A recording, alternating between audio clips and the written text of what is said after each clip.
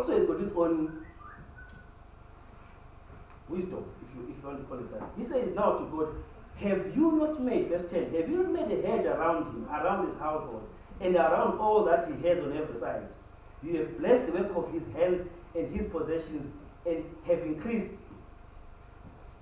in the land. But now stretch out your hand and touch all that he has, and he will surely curse you to your face.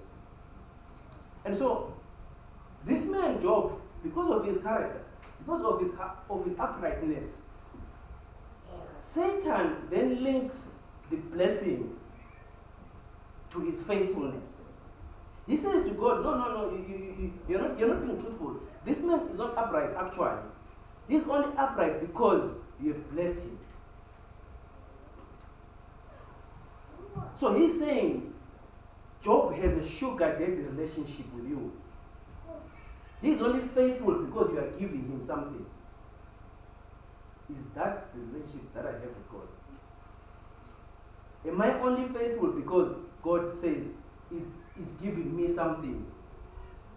Are you only faithful to God when things are fine, when things are rosy, when all is going well? And so that's what the devil says about Job. And then he says to him, but if you, and then he tries to trick God into harming Job. He says, but if you touch God, if you touch Job, if you harm him, he will curse you. Remember the question that I asked a few moments ago. What is your tribulation? Who causes your tribulation? And then God says to Satan, behold, all that he has is in your power. Only do not lay a hand on his person. Now we're coming to find out who causes and what kind of trouble are caused in our lives. If you read from verse 13 all the way to verse 20, what does Job lose? Let's mention it.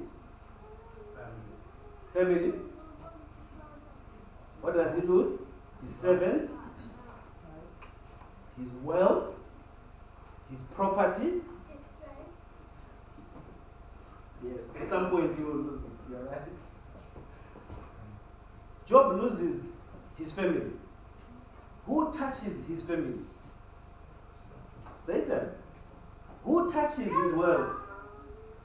Satan. And so, brothers and sisters, one of the key lessons that I've learned, that I hope we can learn today, is that your great tribulation comes from that which you value the most. And the person who causes the issues that we have is Satan. Satan will touch your family to harm you. Satan will touch your finances to harm you. Satan will touch your property to harm you. Why? Because he thinks that property is the reason why you are faithful to God. He doesn't know you. He didn't know Job.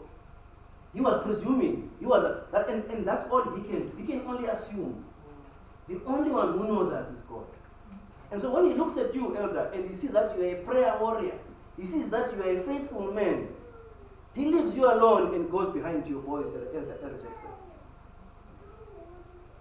When he sees that you are a faithful husband, you are a loving husband, he goes behind and compromises your job and touches your finance and gives you tribulation in your job. You find yourself in financial difficulties. You think, oh, it's just the economy. No, it's the devil. And it's clear that he does it to Job. It's no secret.